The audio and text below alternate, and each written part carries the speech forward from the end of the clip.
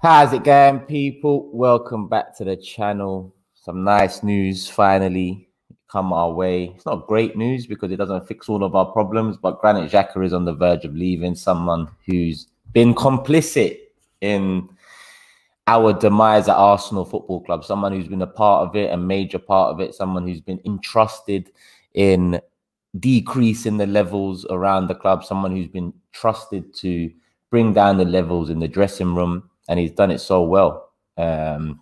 Real company man. Real company man is Granit Xhaka. But it looks like he's on the verge of finally leaving. It looks like he's on the verge of finally leaving.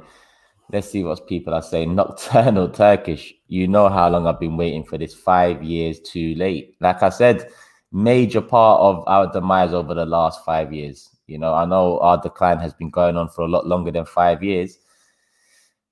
But Xhaka has been a big part of it. You know, he's been a big part of it because we've had fans that have deluded themselves into thinking he isn't part of the problem. The proof's in the pudding. You know, the proof's in the pudding. Can't say I'll be upset at the news, says Nick. I don't think anyone, well, I know there'll be maybe 10% of the fan base that will be trying to convince people that it's a bad decision, but we all know what Xhaka's about. We're all tired of him. Mourinho, listen, as much as Xhaka's finished, yeah, you see this Mourinho guy, Mourinho's finished. And if you ever need another example of how finished he is, my guy still thinks Xhaka is something, you know. So perfect. Same way Mourinho and Tottenham were perfect for each other, crashed together, beautiful, nice. Xhaka and Mourinho, another match made in heaven. Go and crash together in Rome. Because if Xhaka thinks that the fans over in Rome are going to be nicer than the other, he's very much mistaken. There's more chance of him being chased out of hotel rooms in Rome than in England. But no online abuse, stop online abuse, and all of that campaign that Arsenal was pushing over the last few weeks. Omar says Turkish's favourite player. I'm looking forward to see Turkish give him all sorts of praise. If I think back and think, what can I praise Granit Xhaka for? In 5 years, I'm struggling to think of a game I can say, you know what, that game was his. Like, you know, with Cazorla, injuries and so much happened with him. He didn't get consistency. He didn't get a consistent partner next to him. Injuries cost him. But you look at Cazorla, and if I have a quick think, Man City, 2-0. That just comes out. You look at Cazorla, you think that performance there, massive. And he had many of those. You look at Abu Diaby, Liverpool. And these are two players that were constantly injured. These were two players that were constantly in and out of the side. You can put games to their profile in a sense where that's what they could have been. With Xhaka, man has 5 years. Consistency, consistent partners at times too. Yeah, it's actually true. That is the one. Because when I was thinking about it, that is the one game I kept on thinking about when he just lost himself. It's mad. It's mad. But yet people still think that the free kick against that came across my mind. The only reason because he tried to come out with his chest out afterwards and talk about how he does his talking on the pitch and his action and all of that speak louder than words. I don't know what he was saying, but Granit Xhaka's a finished guy. Let me see what the chat is saying. Xhaka fanboys are so annoying. I hope he leaves. Don't we all? Cazorla West Ham, another one. The FA Cup final, another one. Come on. This is what I'm saying.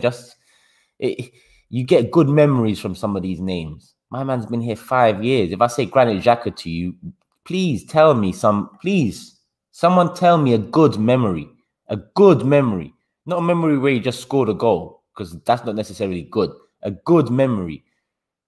I'll give him the Crystal Palace free kick, even though I just said not just when he scores a goal, but that Crystal Palace free... Was it Crystal Palace? I forgot if it was Crystal Palace or Fulham where it was just a top corner free kick, but that's neither here nor there. Doesn't really matter. KD says, so who do you think realistically Arsenal would go in for now? And what would you like for us to get? I feel Basuma and Grealish, no compromises. I would have said Basuma before even a Xhaka sell. Grealish, of course, who wouldn't want him at Arsenal Football Club, let alone some of the other clubs around. But now with Xhaka going, I think the Neves rumour makes more sense, because it didn't make sense to me how we're linked with Buendia and then it moves on to Ruben Neves. They're very different players, different positions, so there's not much sense there to be made. But then when you hear that Xhaka's closing on the move to Roma, in that department, Neves does kind of fit in well, and he's better than Xhaka. As much as people want to slander him now that he's linked to us, and yes, he might not be the greatest player we've been linked with, but at the same time, he is better than Granit Xhaka, and he is of a good age. But to me, 2 years ago, I would have taken Neves, no doubt. 2 years on, I haven't seen much of an X factor from him in terms of something to differentiate him from the rest of the talent around him or at his level. So that is a bit, yeah, that's a bit nervy. But regardless of that, he is better than Xhaka. He is better than Xhaka. So Basuma and Grealish, KD, I'd take 100%. And I'd take a Neves type of midfielder too to do that sort of a job. If you ask me Neves or Aouar, honestly, I'd probably go for Neves. And I know they're very different players, but the reason I'm saying that is because Aouar, for me, as much as he has a creative element to his game, I don't think he is the one we need in that department. Now, Neves is, in my opinion, a replacement for Xhaka, and their skill sets are completely different to an Aouar. I think we can do better than an Aouar, if I'm honest with you. Aouar, we need to find someone with more productivity on the creativity side. That's how I see it with Aouar.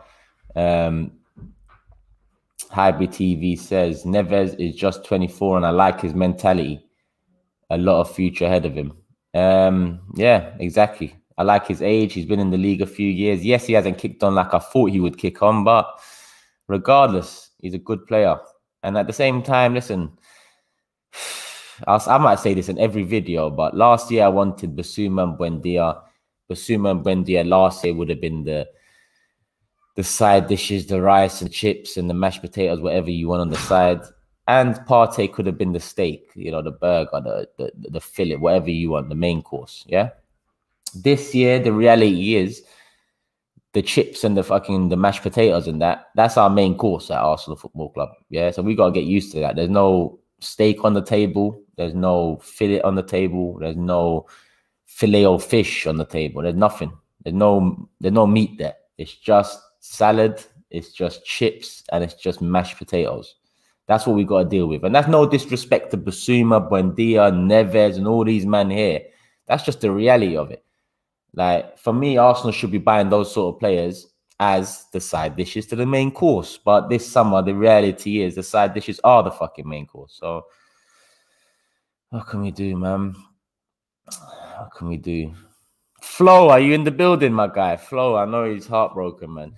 Andy, don't be surprised. There will be a turnaround when Arteta... Listen, if that happens, Arteta's getting closer to the Kroenke's name in terms of priorities at this club. If something like that was to happen and Xhaka was to come out and say, I was close to Roma, Arteta called me, I saw his name on the phone, I answered, and my life changed. I decided to stay. If I see anything like that, listen, they need to both leave this club simultaneously, mate. Like, there is no... Mikel Arteta, this summer, you're lucky to be here. So Mikel Arteta, this summer, do a madness. And it's funny saying that 3 weeks after the season ends or 2 weeks after the season ends, the madness should be starting to occur now. It's not, but I don't want to hear about no convincing of this player and convincing of that player. In all honesty, let them all go, man. If you want to go and you play for Arsenal Football Club right now and you're not under the age of 21, go. That's how I see it. Turkish, I find it funny when Arsenal fans get emotional about Xhaka. The evidence is right in front of you guys. The reality is that since he joined, you have not made the Champions League. And I say that to people, and then people like to say to me, yeah, but that's not all on him. That's not my bad, people. Imagine I haven't even had anything yet. My bad, man. I make people hungry. It's all mad. Look, there's always examples of Xhaka not being good enough, even down. to Roma being the only club that want him. Rumors of 13, 15, 18 mil bids. Listen, this is a man that's meant to be in his prime. This is a man that's played for Arsenal for 5 years. What is he, 28 years of age? He's lost value. Nearly half of what we paid for him. Do we even need to talk about performances? If I say to someone, look, look, Tom came in 5 years ago, 2016, for 35 mil. Tom left. And how old was he then? 24, whatever, 23. Tom left 2021 when he's 28 for 15 to 20 mil.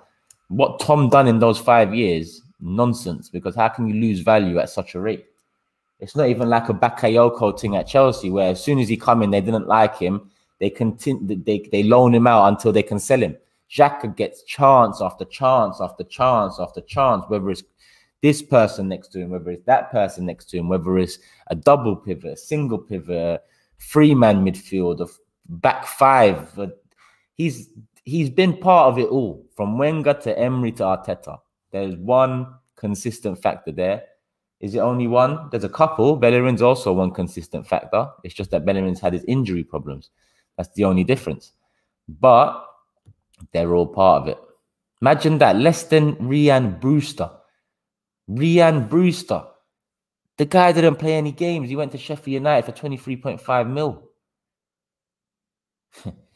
And instead, people want to say, oh, look, there must be something about Xhaka. Mourinho wants him. Haven't you not learned Mourinho is finished as well? Like, has in his time at United, Tottenham, and over the years shown you he's on the decline. The guy's losing it. Xhaka at Roma has less responsibility. It's a slower league, slower pace. And that suits him. The word slow and slower suits Xhaka. Like, those must be the first two words he reads when he opens any book, because that is him. Slow, slower, you know, no pace. Turns like a truck. But Roma and Italian football, you get a lot of that. It's a lot more rough. People like to say Xhaka is rough. I'd disagree, but here's what it is. What you saying, my bro? Got to give you credit for holding on to your passion for the club after this many years. I'm falling out of love with football already. Our club have zero means to turn the tide in our favor. It hurts, my guy. I could talk about my love for football and how much it's changed, because my love for football has changed. You know, my love for Arsenal, if I'm honest with you, it's changed as well. I was going to try and word it different, but it's changed. Like, it's not the same Arsenal, I know. So why would the love be the same? You know, why would I fool myself to think if I give the same love I once gave, the club would give me back what they once gave me? You know, I'm not naive enough to think that. I think the club's gone from what I knew and what I loved. They can save, I guess, me, you, and other football fans that feel the same way. They can save us, because all it'll take is a good couple of windows and some challenges. And we want to love, we want to lose hope, and not lose hope. We want to be blind positive and all of that stuff. You know, we want to just lose ourselves. We want to ride waves and think we're going to win this and that. That's what we want as fans. That's what love is about. So the club can do it. Will they do it? Obviously not with these owners in charge. Mourinho wants to play a double pivot of Xhaka and Matic. Mourinho is one finished manager, you know. King Salt Gambian Guna says, Xhaka mistakes, red card and penalties have cost us points that would have taken us into Champions League. We missed out on 1 point certain seasons. So he is a big issue. Very true. Then you'll have fans that say, but what about the games he wins us? He don't win us no fucking games. Imagine I've got fans saying, look, what about the games he wins us and the games he's been sick in? Games, I'll flip this whole studio up. And what games has Xhaka? Imagine Xhaka hasn't won us one game in 5 years. That's how I see it. Xhaka hasn't won us one game in 5 years. Now, people can argue it's not his job, which I'll tend to agree with. Winning games might, in terms of getting a goal or an assist, maybe not his job, but you'd even get central midfielders who do something, who do something memorable in games that you can say, yeah, that guy got them through that patch. Wins us games, LOL. Imagine. Let's see. What's something I thought about and I haven't seen people mention is, what do you reckon the players think when hearing that we've been beaten to top targets like Buendia? I'd want to leave. Players are, like us fans in a sense where they open social media, they have banter, their friends support other clubs. Sometimes their friends play for other clubs.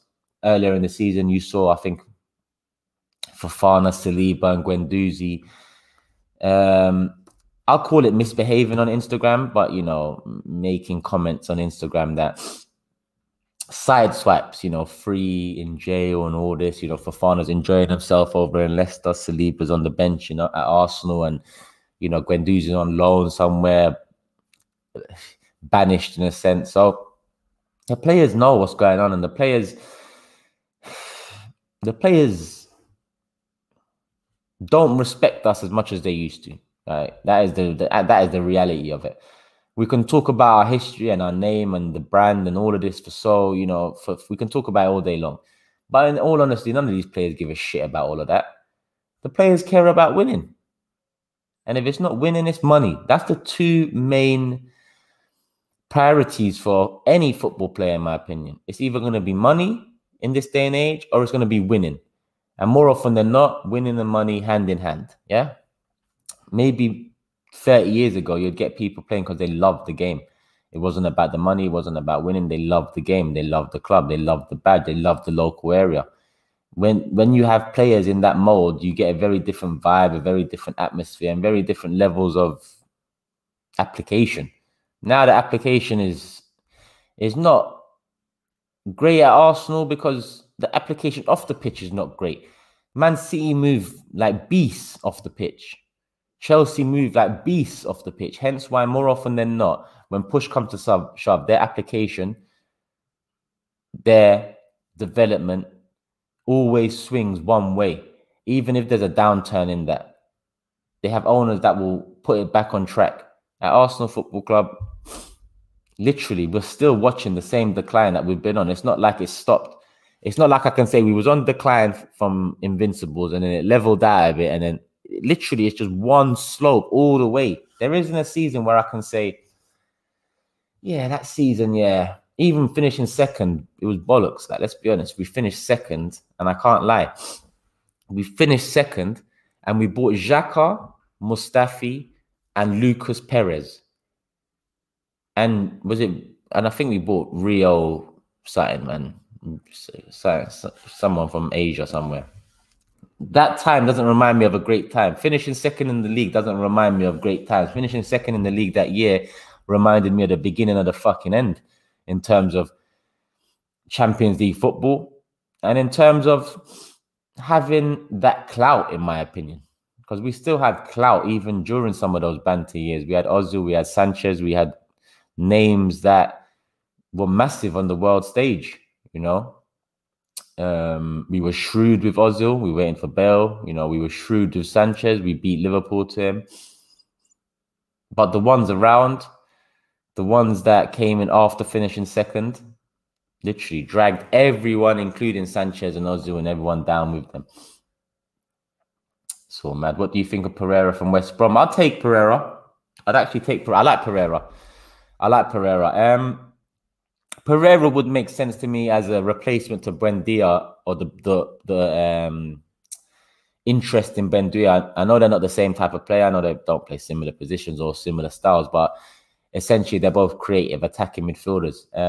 I think, in all honesty, Pereira would probably fit in smoother in a sense, because he can play across the three. Whereas Buendia tends to like to start on the right, and on the right, we've had some good performers this season with Saka and imagine I was about to say Xhaka, Saka and Pepe. So I think Pereira, he is a baller. I see Mr. Pereira, he is a baller, and he stood out in a poor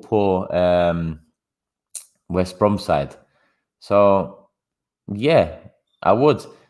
Listen, I need things to start making sense. If you don't get Buendia, yeah, Then Pereira, okay, I understand that. But you can't go from Buendia to Neves and think I'm going to understand what the fuck is going on. Same way they went from Partey to Aouar. I mean, they went from Aouar to Partey. Well, they went from Partey to Aouar and back to Partey, really. Didn't make no sense. They're different type of players. We need both. And then you go from Buendia to Neves. And I'm just looking at it like, what's going on? You know? But then you hear Xhaka's going. Okay, so maybe Neves is the Xhaka replacement. That's making a bit more sense. And if Pereira was available, then I'd understand that Pereira comes in as the attacking mid-creative option. But then you hear Odegaard. So I don't know what's going on. Rio Miyachi, was that the one? Yeah, it was the one, innit? I swear that was the one. Or maybe I'm wrong. Maybe it wasn't Miyachi. Maybe that was before. Because I feel like that was a bit before, but I don't know. Since the Invincibles, Leicester has challenged more than us. Sad truth. Ozil, Sanchez, Cazorla, Ramsey, Monreal, Koscielny was a fool as well. Don't ever get it twisted. Koscielny was a fool as well. Letting Barry Ferguson rub his head after conceding in the last couple of minutes of a cup final. Even though I don't rate the League Cup, I'm sorry, but if Barry Ferguson rubbed you, if I was manager, I would have sold Koscielny that night. You would have seen the Sky Sports pop up. Koscielny sold because, listen, ain't no man can captain a big club with his head being rubbed by Barry Ferguson. So out of those names, Koscielny was part of the slow but sure demise. But give him credit because he had good performances here and there. He just wasn't the one. The problem at the club is not quality. It's always been mentality. Yeah, facts. We have had a lot of quality players, but they don't have the same mentality because we don't have that balance. You know, we don't have that balance of mentality and quality where if the players with quality are lacking the mentality, the players with mentality make it up for them on the other side. Big up Turkish supporting from Algeria. Come on, my guy. Big up everyone from Algeria in the building. Everyone else around the world in the building. Over 700 people here. Make sure you guys hit the like button if you haven't already, people. We're not even on 200 likes yet. Imagine that. We need to be getting up to 500 likes real quick. Let's see what's going on. Get Tony Adams out of retirement. If we could get players out of listen, I'd play Tony Adams now, mate. I'd play him now at 50-something years of age, however old he is, man. Do you think what happened with Buendia can happen more often in the upcoming years? Players rejecting or not showing ambition to join Arsenal, and instead, listen, players want to join a club. Sometimes you have players that don't just want to come for money or don't just want to come because it's London. Sometimes you get players that want to come because it's the right move, you know. Look at Erling Haaland, for example. Haaland could have gone United and Haaland could have been earning so much more money than he is now. But he probably looked at United and said to himself, would I be happy there? Like, where have they been the last 2 years? How have they been, you know, moving forward? It's very iffy at United, you know. Yes, him coming in could have been the deciding factor between, you know, a true title challenge and, you know, fading away. But Haaland probably looked at it like, hence why he wanted his release clause. He wanted his, and this is Man United we're talking about, not even Arsenal. Man United are bigger than Arsenal, more history than Arsenal. So if this can happen to United, this can happen to us. He goes to United. All right, I'll come to you guys, but I want a 30 million release clause because I know in a couple of years I'm going to want to go on, and I think 30 million is reasonable. You're getting me for 15, 17 mil now. I think United said no. Because obviously for United, it doesn't make business sense. You're seeing players go for 100 million plus, and this player's coming in asking for a release clause. Okay, do the release clause, 50, 70 mil. United say no again. But Dortmund, on the other hand, a team very willing to accept where they are. And accepting it is part of the process, because when you accept it, you can formulate a plan to maybe push, get out of it, or maximize your potential at current state. So he listens to Dortmund. Dortmund are like, yeah, you want a 70 mil release clause? Cool, we'll put that in from this year. Yeah, you'll give us 2 years. Cool, 2022, 75 million. Is that all right with you? Yep. Haaland's like, cool. Dortmund are not Man United. Dortmund don't have that history. Dortmund don't have that clout, that weight, that money. But one of the best young footballers in world football top 2 young footballers in world football, chose Dortmund over Manchester United because of how they are run and them understanding the reality of their situation. You know, Bellingham, thank you, El Jefe. Bellingham's another one. Bellingham probably looked at United and thought, nah, it's all mad right now. Let me go Dortmund as well, do my thing. And I might not be at Man United now, but if I go Dortmund, I could be at Man City in 4 years, for example. And again, no disrespect to United, but where Man City are now and where United are now, it's levels. So I'm just giving an example of a team bigger than us, better than us, in less of a crisis than us, being turned down for teams that are nowhere near their level. And the direct comparison to us would be Aston Villa and Arsenal. Yes, it's mad. It's mad. The Jim Gooner says, what's your thoughts on Brandt? Listen, I'm tired of hearing that name, man. Brand with a T at the end. I see that name every fucking summer. Every summer. And he's a decent player. He's a decent player. But he's not the player that's going to help us turn a corner. He's really not. Brandt, he's not going to do it. Brandt is becoming like a Draxler to me. Like, just leave it out now, man. Just once and for all, just tell him, delete my number. Like, Arsenal delete Brandt's number and Brandt's delete Arsenal's number. Like, whoever's talking to whoever in that camp, just please, like, it's a toxic relationship. Leave it out. Like, didn't you see what happened with Draxler? We're still being linked to Draxler now, 7-8 years in. And this ain't me dissing him. Like, Draxler was a good player too. You know, Brandt is a good player for me at best, but he ain't good enough. He ain't got the mentality, you know. For me, it would just be another signing that jumps on the wave that we're currently on. Underperforms, probably wants to head back out of the club in 2-3 years. And yeah, to be honest, I thought Draxler at his peak is definitely better than Brandt. You know, I feel like just Draxler didn't make the right moves at the right times. That was his only problem. Dortmund is what we should be in terms of sustainability. Yeah, all this self-sustaining model bullshit that we keep on hearing. Listen, show us. Turkish, what's your revised thoughts on Odegaard? You were high on him when he joined. I think he's a bit overrated and one-footed. I like Odegaard a lot still.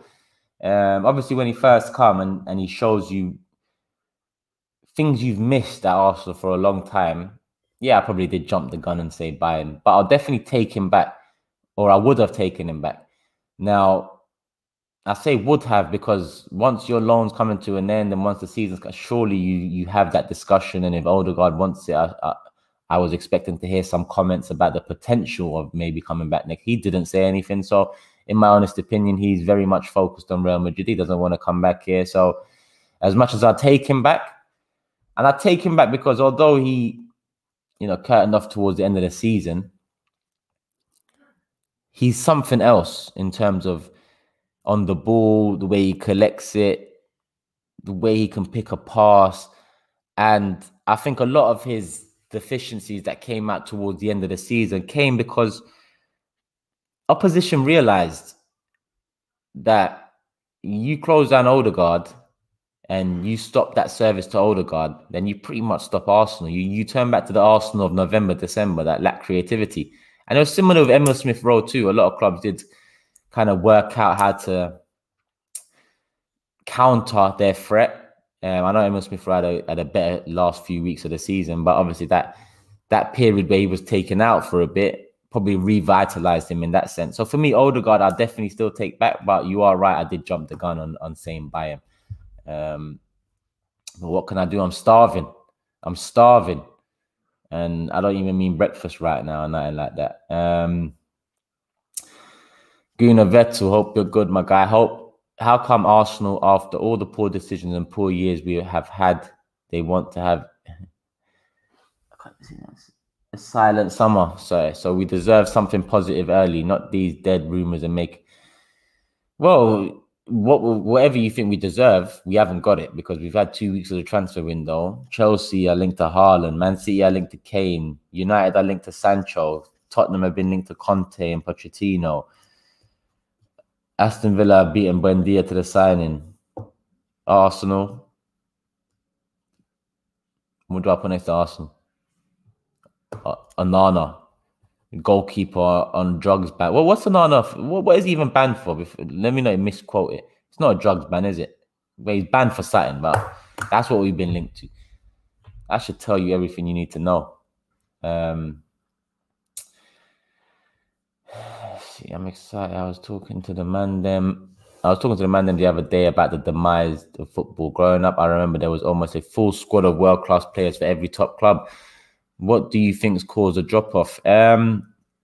Sports science. I've talked about it before, and I'm sure you've been here when I've talked about it. Sports science has fucked football up. Everything's about numbers now. And I don't mean goals and assists. I mean, how high can you jump? How far can you run? How fast can you run? You know, or it's just too much sports science. It's ruined it, in my honest opinion. Like, it was sports doping. Okay, he took his wife's medication. Yeah, where was I? What do you think caused it? Yeah, sports science. You know what? I was thinking about this yesterday or the day before, and I said to myself, yeah, I'd rather have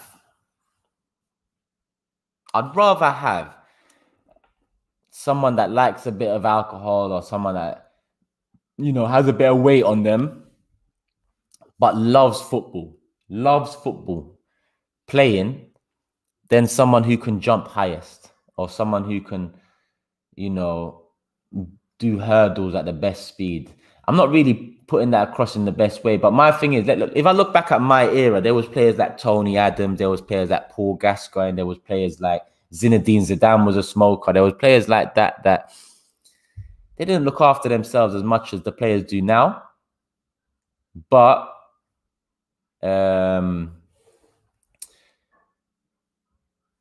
it's, you know, that's what I think caused the drop-off. Like, too much. If you want to be a fullback, you need to be able to run and your stamina, because you need to be able to overlap. And I'm not Gary Neville's biggest fan, but Gary Neville did a great job for United during those years. I know he isn't the best right back, but I just look at football of the past and it's just too much. I don't know. It's too Gattuso. They all played for the love of the game. They loved the game. They loved the clubs they played for. They loved it. You know, now it's just too much, like, health, diet, focus, tactics, all of that. You know, well-rounded characters, self-driven. Yeah, that's exactly it. That's exactly it. So, regardless of, these used to be scrubbing off Zidane and Iniesta for Bruno. Imagine how you tapped. So, regardless of them maybe not looking after themselves as much as players do now, they loved it. And I love the fact that they loved it. That's what I grew up on. You didn't have to be the fastest, the one that jumped the highest and all of that. You didn't have to. I'd agree with this comment here. Sports science, awful owners, and soft football. Everything is bloody awful. Everything is a bloody foul nowadays, and everything is bloody awful. And you know what? Those three pretty much capture what has happened to football. Sports science, too much of it. Awful owners. Yes, we happen to have one of them, if not the worst of them. And soft football, and that's another one. You know, with sports science came more protection, and it is what it is. You reckon Xhaka will now reply? I'm messaging Xhaka soon. Turkey are due to play Switzerland. I'm going to message Xhaka the Turkey flag just so he knows, man. Just so he knows. Don't be messing about in that game. And that ain't online abuse or anything like that. I'm just going to message him a Turkey flag just so he knows. Listen, take it easy in that game, my guy. Take it very, very easy. Imagine he goes and scores in that game and they beat us and he just takes over top. And it says something about Turkish on there. All them years you were talking shit about me on AFTV. I come and just score against your country and knock them out. Who'd fit better, Calhanoglu or I'd definitely take Pereira. And this is coming from a Turk, you know. I like Hakan, but he's not that great, you know. He's not that great. He's one that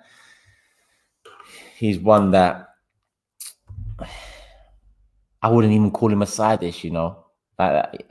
for me, he's just a player that's there. You know, he made a decent name for himself, but he's not someone that we need to be chasing.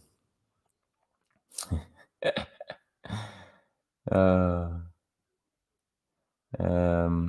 Tierney's greater than 11 Walcott's. Did I miss a super chat? I didn't miss a super chat. KD, you're too quick. You're too quick. I caught up with the super chats real quick. To be honest, Turkish, it sounds kind of mad that you're asking, that you're saying the game fell off when the athletes took it more seriously. But listen, it's the fact, like, listen, football is not athletics. You see what I'm saying? Football to me is not athletics, but all of a sudden, everyone has to be an athlete.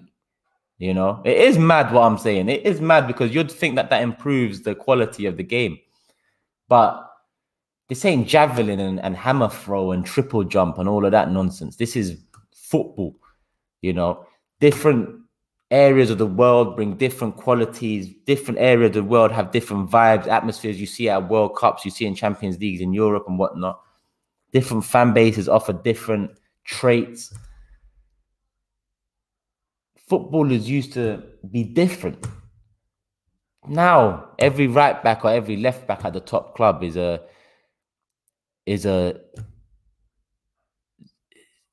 like just a speed demon or stamina, no end. You know, instead of going for players now, it's like instead of going for a Cafu, they'd look at, okay, yeah, Cafu's good, but how long does he run for in a game? How many times does he overlap? How many times did he... And listen, even though Cafu did all of those things, what I'm saying is they're not looking. It's not the eye test no more. It's not the eye test no more. It's too much maths. And I don't know how football turned to maths, but as much as it can help, they've went too far over that side. That's all good and well. Stats, facts, and all of this. It's all good and well because they can assist the eye test.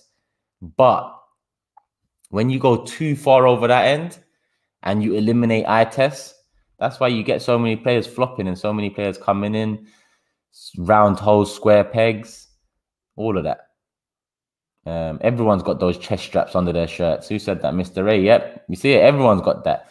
How much did you run today? What did you do today? If you didn't run 27 meters or something, you might not start next game. Like, what are you telling me? I'm glad I didn't grow up in this era of football. I'm honest. I'm glad. Imagine having to play football Sunday league and people putting flipping chest things on me to see how much I'm running. And I'm not a runner anyway. I'll be vexed. You're not going to embarrass me at the end of this game. You'll see I run half compared to the rest of the squad. Big up Turkish. Listen, Yokuşlu was a good addition for West Brom. In my opinion, he's done a lot better than Maitland-Niles coming in at West Brom. Decent age, mid-20s. But again, he ain't the player that Arsenal should be looking at. He ain't the player Arsenal should be looking at. I look at him and I say, you know, Wolves could do well with him. I wouldn't even say Leicester for him. I think Leicester have got a better transfer strategy than bringing in Yokuşlu. But Yokuşlu's a good player. He's a good player, but I just don't think these names that we're being linked to are really gonna help us turn that corner that we need to turn. Xhaka and Turkish, a match made in heaven. Yeah, I do have. Imagine, I've just been talking away. Let me see if I'm missing anything. Come on, G, I see that. With Leicester wrapping up Edouard, who would you listen? Leicester. Let me not even. I'll get into Leicester shortly, man. Cause Leicester, Samar, Edouard. You know, they're doing things that we should be. Aston Villa, Bendia. These clubs are. It's not even like I'm looking at United and Cities and Chelsea's anymore and saying, "Oh, we need to be get." Now I'm looking at Leicester and Villa and thinking, we need to be like them. It's all mad. It's all mad. Pereira and Bissouma is ideal, says Neil. Well, ideal, but 2 names is not ideal. We need at least 7. So Jose Mourinho, September 2019, and I think this was around the time when Xhaka was in turmoil with the fan base. Jose said, Granit is the main man in the entire Arsenal midfield. You can't see it unless I lend you one of my eyes. Mourinho, your eyes are finished, mate. Imagine my man's cheeky enough to say that. You can't see it unless I lend you one of my eyes. My bro, the eyes I've been watching you with over the last few years, maybe you need to borrow one of my eyes and look at yourself in the mirror. Without him, Arsenal are lost. All right, mate. Fucking hell, bro. Remember, mistakes are made by humans. Really? Really, Jose? Mistakes are made by humans. I didn't know that. I really didn't know that. This is a manager, Jose Mourinho, who didn't take shit during his pinnacle at the top of the game, who didn't take nonsense from any player. These quotes here just highlight how far he has fallen off too. Steve says the game is now more finesse and about model citizens. Casualties of the current culture are fierceness and toughness players used to show. Definitely. Definitely. Soft football, too much sports science. Andy, what kind of things are you wishing? My guy will be vexed. Xhaka will give Turkey a jack. And the thing is, yeah, because I'm doing the watch-alongs on Robbie's channel, I just thought to my, like, was it yesterday? I thought to myself, I could just imagine being there, watching it live. And you know me, I don't do watch-alongs like that, but for Turkey, I'm going to do it. And Xhaka scoring a winner. You lot will see something that you've never seen from me that day. I don't know what it is because I can't fathom it happening, but if it was to happen, I do know that things will just go pear-shaped for me from there, especially if we lose that game. So I'm saying let's hope for the best, but you lot probably want to see me go mad, so you lot are probably hoping for the opposite. Famous says, I'll just say famous. I see you talking about United. United can attract any player they want. Only problem is United board. Arsenal has been on decline for almost 17 years. Focus. I see you've taken offense, but I don't mean it in offense. Now, let me tell you something. And this is what I tell my Man United friends all the time. That's how it started with us. You know, I won't say any player, but from the Invincibles up until about 2010, 2011, we could attract pretty much most players we wanted to attract. Arsenal were never that team, even when we was winning stuff and competing with United during those times, that we would go buy the best player. So we was never that team anyway. But after Invincibles, we still could have done the things we was doing prior to Invincibles. But we didn't. We slowly faded. And the board, like you say, are the reason for that. Ownership, board, and so on. Now, when you get to 2011, you can't still talk. And this is asked, we can't still talk as if it's 2007. 2007, yes, you're just off the back of all of that. You can attract. 2011 now, it's been a little while, 4 years, 5 years, 6 years, you know. Then it becomes an issue. Then you're not that club that you first thought you was 7 years ago because it's been a long time since. So with United, as much as you're right, you still can attract most players. Let's not forget, Haaland and Bellingham rejected you, man. So what do you mean? Haaland and Bellingham wouldn't have rejected United with Ferguson there. No way, no chance in hell that would have happened. And they probably wouldn't have rejected United 2-3 years after Fergie left. But slowly but surely, yeah, the club get tainted by the paintbrush that you've been seeing over the last few years. That's what it is, you know. So United right now, you're 7-8 years in turmoil. Arsenal are 15-16. You're literally headed in the same path. You're just a bigger club with more money. And this ain't a diss to United. Like, we are fallen giants. And you lot are better than us. You're bigger than us. And yes, you can attract better players than us. But if you think everything's rosy over there while Man City and Liverpool win titles and Champions Leagues and all of that shit, it's not. You know, I dread to think Tottenham. I dread to even say these words, but Tottenham winning leagues and Champions Leagues, I'm not here for that. I'm not here for that. Just take that as a friendly warning, I guess. But I do rate United fans and how passionate you have been about the Glazers recently, because us, man, at Arsenal have been bent over for far longer than you lot. But your fans seem to be a lot angrier than us lot. So it is what it is. Fat W coming. Let's hope so. I assume you're talking about the Turkey-Switzerland game. I call them sponsored footballers. They're not pros. All about how much money they can generate. Ability is not the first and foremost. That's a very, very true statement. Bellerin is a key example of that. YouTube documentaries, fashion, everything. What does that guy want to be? What does that guy want to be? And then he has the cheek to come out. No. And then I look like the bad guy. The people that criticize him look like the bad guy. You know, obviously, listen, mental health is a massive, massive thing. I've had friends, good friends from young, not fall to mental health, but battle mental health. So trust me, that is a cause I'm very much behind. And one thing about me is I try not to stress, and I try to tell people not to stress, because life's too short to, you know, and you only have one brain, and you have to look after it. As much as we have to look after our physical, we have to look after our mental as much as any other, you know. But the club have been playing off of all of that, you know. Bellerin mental health, Xhaka online abuse, Willian online. Like, so much of what the club was coming out with in the last 6 months, to me, was PR exercise, you know. It was very much PR exercise. They thought this is one of our worst seasons ever. Let's kind of divert into something else that no one can really talk down about. That's how I saw it. Ginny, even though Liverpool and Arsenal owners are similar, what's the key difference you see that is making Liverpool successful right now and Arsenal not? The key difference is FSG acted when Kroenke. I'm sorry, Jurgen. The only similarity between you lot is your surname begins with K. Klopp, I meant. That's the only difference. They got Klopp right.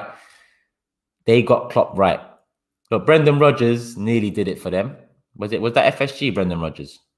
I can't remember if that was FSG or not, but Brendan Rodgers nearly did it for Liverpool. It wasn't to be the next season, a massive drop-off. And from there, it looks like, you know, Liverpool are back to square one, essentially. They didn't cross over that line of winning the major and getting back to where they once was. Then you see Jurgen Klopp come in. And it's not only Jurgen Klopp. It's Jurgen Klopp. Let me write this. Because I need to work this out. Because it's Jurgen Klopp comes in. And after Jurgen Klopp comes in, they have that asset. And that asset is Coutinho, yeah? So he manages to hold on to Coutinho. Let's not forget the Van Dijk as well. They was going to be sued by Southampton in that summer because they was trying to... FSG sacked Rodgers, yeah? Okay. Yeah. Coutinho was their asset. They tried to, you know, sneak in Van Dijk. It didn't work. But they said, you know what? Fuck it. We didn't get him now. So we'll try get him later. They just left Van Dijk on ice in Southampton. Coutinho was eventually sold. What was that? 140 mil. 140 mil. You've got a great manager in Jurgen Klopp come in. You give credit to FSG for that. And you give credit to Klopp for getting 140. Well, Klopp and the people above for getting 140 for Coutinho. Then you go and, well, yeah, Michael Edwards, another one. And that is who I'm talking about in terms of, first, the getting 140 million for Coutinho, and secondly, the Manes, the Salahs, the Firminos even down to this summer where they got Thiago for 20-something mil. Slowly but surely, Liverpool have come back up to be, listen, there was always a big club historically, but it wasn't a relevant club. Now they're relevant and big, you know. So will they start flexing like they should do? Who knows? This is where it comes down to the owners. It's all good and well, you know, finding a path back up to the top, but remaining there is the biggest problem. I wouldn't say Liverpool got lucky. I see someone saying Liverpool got lucky. I wouldn't say Liverpool got lucky because, listen, Rodgers sold Suarez. He got that money in and he flopped with that money. They bought in Klopp at a time when Arsenal should have sacked Wenger and bought in Klopp. Coutinho was sold, another asset. What Klopp would they do with that money? Amazing. And that the Coutinho sale and the Klopp appointment is what won them a league and Champions League a few years after. That, to me, a combination of that, and obviously Michael Edwards in between with the negotiation and the right player profile and the aggressiveness in the market to get some of these players, that's the difference. That's why it worked for Liverpool. You can call it luck because I don't think FSG had this plan, you know. I don't think FSG thought to themselves, yeah, if Jurgen Klopp comes in, he knows. I think FSG got lucky. FSG got lucky in terms of the right man at the right time. The right man at the right time. But nothing about Liverpool's success is luck. That's my point. So I kind of agree. The owners got lucky with the appointment, but none of their success is about luck. I can't say Liverpool are lucky to be Premier League and Champions League winners over the last few years. I can't say that. They've been amazing at times. So for me, as much as I agree that maybe the board, well, not the board, but the ownership did get lucky over there, I think you make your luck by making smart decisions. That's a very good statement. You know, at the end of the day, it was a smart decision from FSG to bring in Jurgen Klopp. And from there, it paid dividends. They won a league title, they won a Champions League, and let's see what they're really about now. Because now is vital, because now you have Chelsea coming into the pack, you have Man City still on top of the pack, and now Liverpool in there with a couple of aging star players. What next? What happens next? We'll see. South London fans. One of my boys is Turkish. He told me he can see a Germany. Euro 2008, was it? Euro 2008 was Turkey-Germany semi-final. We lost 3-2. It was a good game as well. Listen, if Turkey make the semi-finals, we've overachieved. Yeah, so I'm all for it. I'm all for it. Listen, I want us to win it, but I'm not naive enough to think that we are close to winning it. It's still going to be very difficult. And to be honest with you, France are favourites, and in the qualifying group, France couldn't beat us. So give me France, man. Give me France. Let me take on France. Someone said I missed their super chat. I don't see any super chat here that I've missed. Yeah, I don't see any that I've missed. Apologies, people. There's still 1,000 people on the live. Make sure you guys hit the like button if you haven't already. We're still not on 500 likes. Get it up there, people. 1,000 people, not even on 500. It's not making sense. Another indicator that Xhaka's not the guy, 15, 20 mil. I've mentioned that already. Now, I'm going to go back to the 30th of May. This is when Xhaka was asked about, the Mourinho interest and when he was on international break. And the reason I didn't do no videos then is because I didn't think it was likely. I thought I'd be fooling myself. But here we are. He said, of course, I read about the interest, but now I'm 100% focused on the national team here. That's more important than Arsenal or rumours right now. I have another 2 years left on my contract in London, and Arsenal, they know what they have in me. What does that mean? Arsenal know what they have in me. Is that him with his chest out? Mad. When the time comes to talk about a transfer, I'll be here. Well, we've been trying to talk to you about transfers for a long time, my guy, and you haven't been here. You've been there. To be honest, I didn't hear what Mourinho said about me. Look at this guy. He starts with, of course, I read about the interest. Then later on, to be honest, I didn't hear what Mourinho said about me. What are you talking about? But that makes you proud. Yeah. A Finnish manager giving you credit makes you a Finnish manager and a Finnish player. You know what? Actually, that's a disrespect to Mourinho. How can I call Xhaka a Finnish player when he didn't even start? Mourinho's a Finnish manager and Xhaka is a modern-day footballer. Everyone knows Mourinho, knows what he has achieved. He knows how to win titles. You can see what...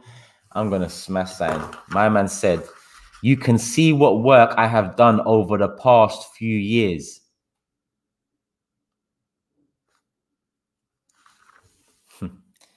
You can see what work I have done. So he's not talking about Jose. He's talking about himself. You can see what work I have done over the past few years. I being Xhaka, past few years, work, done. There's too many words here that don't make sense. You can see. I haven't saw Xhaka. I haven't saw. This guy's a madman. But listen, please, like Tottenham and Mourinho was a match made in heaven, Xhaka and Mourinho can be a match made in heaven as well. Yeah? Throw the laptop. That's how I should end this stream, with that sort of a comment. My guy's throwing shade. He's, listen, this guy. Hey, I'm good, Saba, man. I hope you're good, man. I hope you're good. Look, arrogance, a lot of arrogance in there. It's mad. And we could see this arrogance from seasons gone by, even this season with the Chelsea comments he made. Arrogance, arrogance, arrogance. That's man said you can see what I've done. He talked about Jose and his history and all that, and then said you can see what I've done and achieved here over the past few years. What is going on, my guy? Fuck me, bruv. I'm tired of these. Nah. I'm tired. I'm not a child, you know. I'm a grown man, and you have other grown men telling me things like this. When's this confirmed anyway, man? Please, Tuesday, 8th of June. Let's make this happen, man. Let's make this. Roma's got ultras. This guy better watch out. Let him go stick his chest out. Listen, just go. Just go. Please, man. Please. Please. Go and check out the Colosseum and all of that stuff, man. I'm tired, man. I'm tired. People are laughing, but trust me, you know Xhaka. It's no joke with Xhaka. It's no joke. Like the arrogance is too much. I've been in pain watching that guy play. I've been in pain watching him captain Arsenal. I've been in pain. And the man comes with arrogance. The man comes with chest. What's that?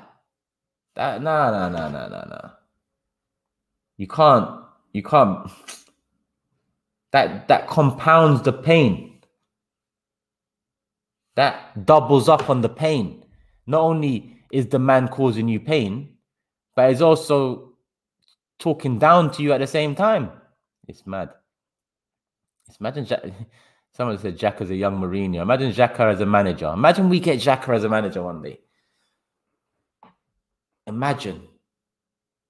Oh my God. Oh my God. You know, me just thinking that makes me appreciate Arteta more.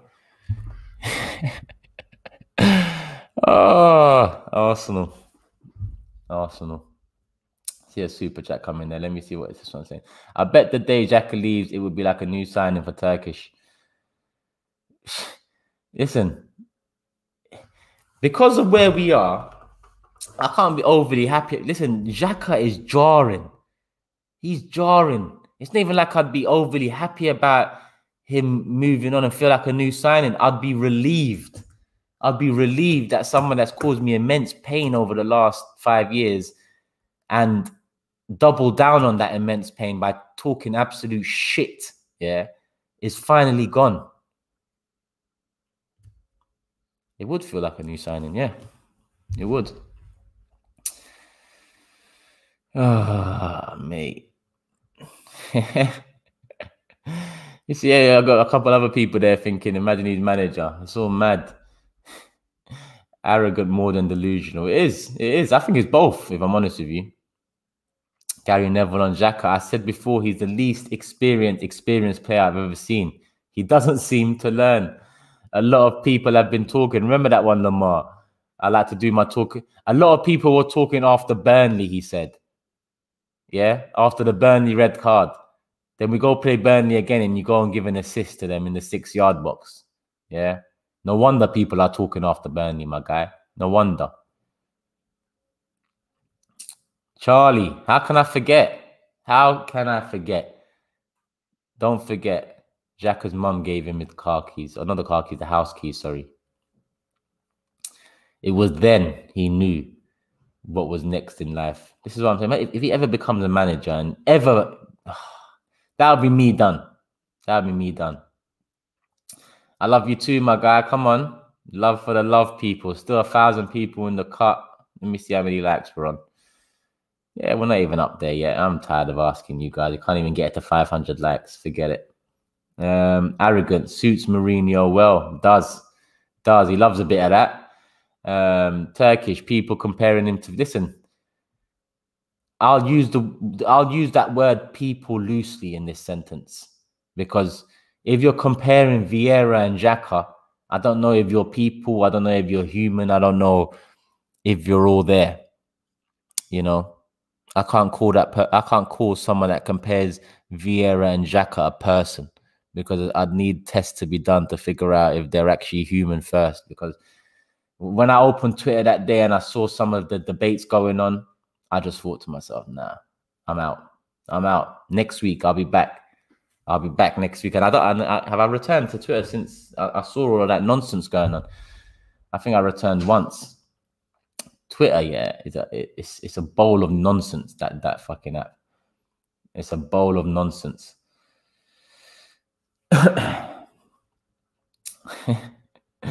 According to the Telegraph, Wolves want a minimum of 40 million for Neves. Well, I would have expected that. You know, he's Premier League player, 3 years now. Wolves have, you know, done well up until now. So I thought 35, 40 million would have been the norm, you know. I'm not surprised. The perfect replacement for Lacazette is Calvert-Lewin. If you think we can buy a player of Everton right now, or buy a player that Everton hold highly right now, then there's no chance. No chance. If you think we can do to Everton what Everton thought they're going to do to us with that 40 million, like Everton looked at Iwobi and thought, yeah, that's a good piece of the puzzle. And they paid 40 million. Now, we laughed at them at the time, but we want our club to do similar. And I don't mean do similar in terms of buying Iwobi. I mean do similar in terms of pick out who you want and go and fucking buy him. You know? Of course, risks, some pay off and some don't. It happens. But it's how you move. It's how we move that I'm going to take account of. It's not necessarily what we do. It's how we do it.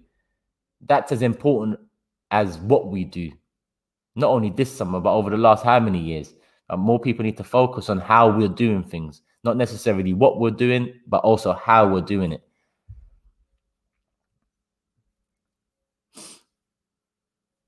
Let's see what the people are saying. Turkish thoughts on Leicester City already complete. Listen, Leicester City have a model in place that I'm jealous of. They have a model in place that is smart. They have a model in place that I like. I like it. They know what they are. They know where they are, and they know what they're doing. And that's all you really need. You know, forget the history of a club. Forget how big you are. Forget the fan base and all of this stuff. Yeah. If you have a plan with milestones and goals and long-term vision, short-term vision and all of that, that's what fans can believe in. That vision doesn't necessarily have to end with a league title. You should get a hat. Yeah, I've actually ordered one of these, you know, my guy. I've actually ordered one. Imagine. To be honest, it should be here today. Should be here today. Oh, my ice bath just came out. That's what I'm saying. On ice bath yesterday, we lose that to Buendia. Then we're linked to Odegaard again, Neves, Aouar, Lokanga. It's like they're all different players. Actually, okay, Basuma, Lokanga, okay, cool. Similar types. They're all different players. What's Odegaard got to do with Neves, and Neves got to do with Aouar? They're all different. This is what I mean about how we do things. It's not about what we're doing. It's how we're doing it. How can Buendia be plan A and then all of a sudden B looks like it's Neves? Things need to be clearer than this. Because it's nonsense. It's nonsense.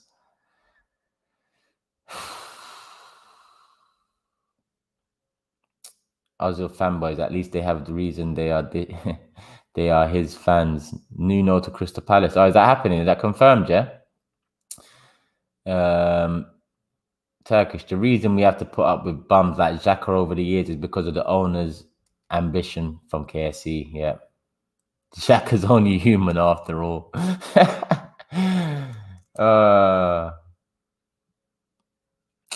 It's mad. It's mad. Where was I anyway? Where was I? Yeah, where was I? I was where I was, man. There is nothing more to really talk about. Samare looks like he's close to Leicester. That would have been a good shout. Neves seems like Xhaka replacement. The Basuma talk has dried up. For me, when people say that he isn't our main target regarding Buendia, I don't understand that, because surely when a transfer window opens, you're going for your number one target. Surely.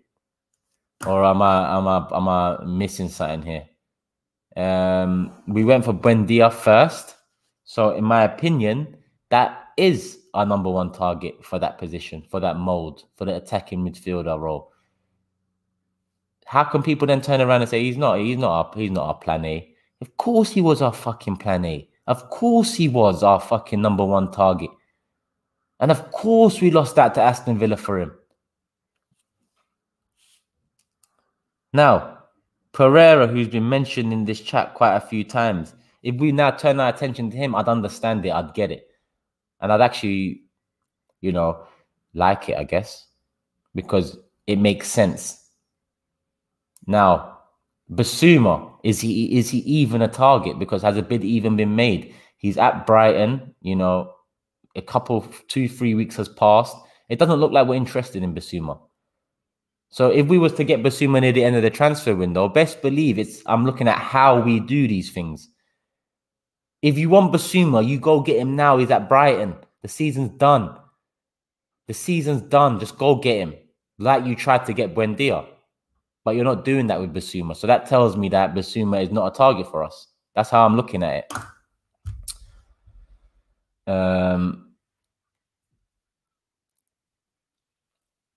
Let me see. You're missing something. Arsenal are pressured into making a bid for Buendia. Again, I don't think I'm missing anything because listen. Okay, say there's me and you. Yeah, we both need a similar profile of player. Now, you're Buendia, you're Villa, and Buendia is your prime target, and you're assuming that I'm Arsenal and Buendia is my second target. And let's say Pereira is my first target. Let's just put that name there. You go and bid for Buendia. Yeah. Why does that make Buendia my prime target? If he's my plan B, what does you bidding for Buendia change?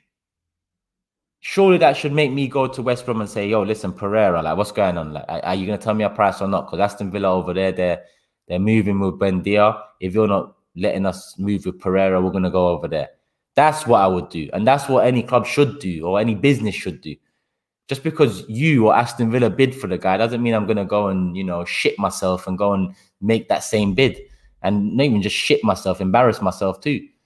So I think maybe I'm being too harsh, but I just think that's how I look at it. If Basuma was a main target for Arsenal, they would have bid for him already. 100%. 100%. Turkish, trust me, even if we buy Dybala and Mbappe, there'll be another Mesut Ozil or after new contract Aubameyang. It's not the matter of who we sign, but what mentality we build. The mentality is in the gutter. In the absolute gutter. And it's taken a long time to get there, people. But I've just clocked that we're over an hour in. Basuma is so gettable. Turkish Arsenal acting like a small club. We've been acting like a small club for so long. I think us talking about being a big club, some of them execs must just sit there and laugh at fans that think we're a big club. They just must laugh. Let's be honest. Because what Jordan said was right on Supporters Club and Forever Arsenal. We're only big because of history. We're only big because of our fan base. We're not big in any other way. We're not big in any other way. And that is what it is, people. Let's call it a day. Obviously, Big Six wasn't yesterday. Big Six will be back tomorrow. Euro 2021 special, 10 p.m. tomorrow night. Make sure you guys are there with the regulars. We're going to do a Euro draw and a little sweepstake thing, £20 each. We're also going to do a Euro Fantasy League as well, where all of you guys can enter. And the winner will get £100 worth of Terrace Cult clothing, merchandise, whatever. Big Steve's going to sort that out. So I'll just chat to him and make sure that's in line. But make sure you guys are here tomorrow and get that engagement up. And let's see what we can do for the Euros. I'm looking at the Euro groups now. I don't care about anyone but Turkey. I don't care about anyone but Turkey. Look at that. Turkey going to be playing Xhaka. They're going to be playing Ramsey. Italy, that's the big problem. I think Italy and Turkey should go through. But I don't like predicting when it comes to international tournaments. I just like to ride the wave and enjoy. But make sure you guys are back tomorrow. Make sure you guys are back tomorrow, 10 p.m.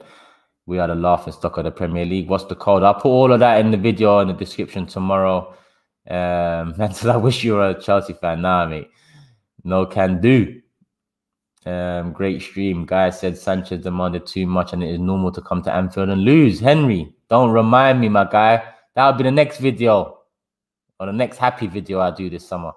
But I don't think none of the transfers in are going to make me happy. Xhaka, out of here. Bellerin, out of here.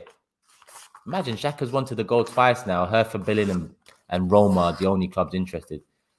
And now I'm hearing Real Betis with Bellerin. It's all mad. But people, love for the love as always. Hit the like button before you leave as always.